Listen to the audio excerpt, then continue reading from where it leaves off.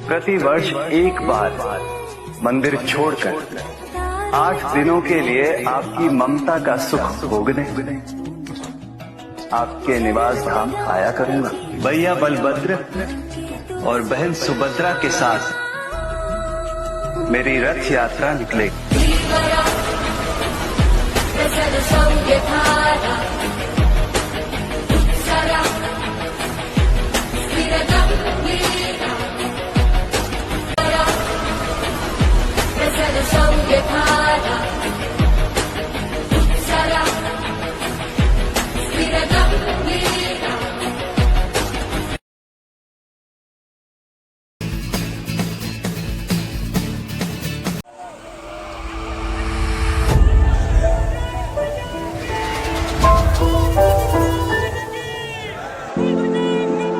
एक समय की बात है, मध्य भारत पर इंद्रद्युम्न नाम के राजा राज करते थे।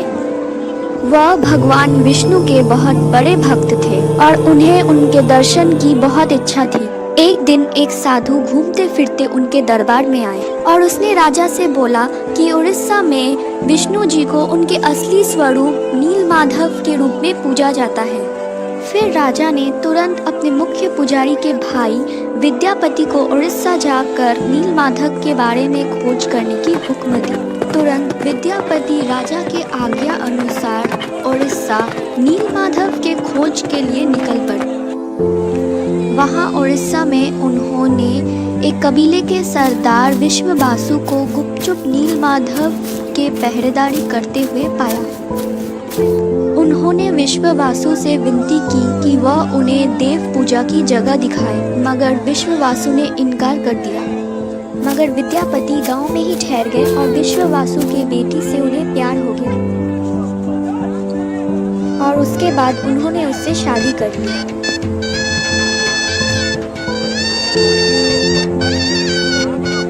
शादी के कुछ ही दिनों बाद विद्यापति ने अपनी पत्नी से नीलमाधव की एक झलक दिखाने के लिए अपने पिताजी को मनाने के लिए कहा। अपनी बेटी की जिद देखकर आखिरकार विश्ववासु मान गए, लेकिन एक शर्त पर कि विद्यापति को आंखों पर पट्टी बांधकर ले जाया जाए। लेकिन विद्यापति बड़ी चालाकी से रास्ते पर सरसों के दाने गिराते गए ताकि बाद में राजा के साथ आने पर वह भटके नहीं। लेकिन गुफा में विद्यापति ने जब नीलमाधव की दिव्य छवि देखी तो वह देखते ही रह गए।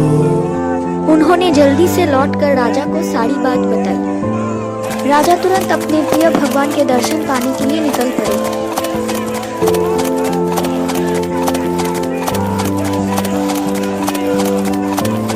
और जब विद्यापति के साथ वह गुफा में पहुंचे तो उन्होंने कुछ नहीं पाया, पर नीलमाधव अंतर ध्यान हो चुके थे और राजा का दिल टूट गया।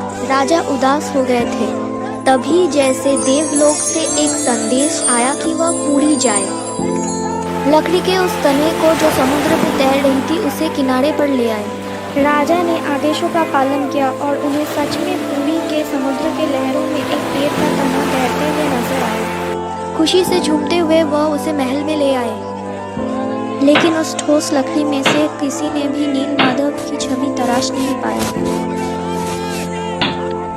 जब इस काम को करना असंभव हो गया तब देवताओं के शिल्पकार विश्वकर्मा एक बूढ़े बढ़ई के रूप में प्रकट हुए।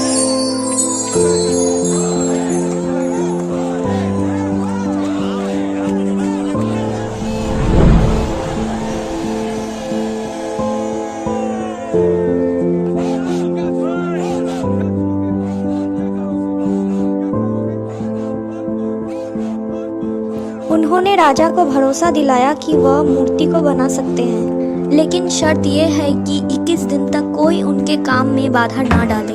राजा ने फौरन शर्त मान ली, लेकिन 15 दिन के बाद रानी की सब्र टूट गई। उन्होंने राजा से दरवाजा खोलने की जिद की। राजा ने दरवाजा खोलते ही देखा कि बढ़ई गायब हो चुके थे और अपने पीछे लकड़ी के अध बनी मूर्तियां छोड़ गए थे।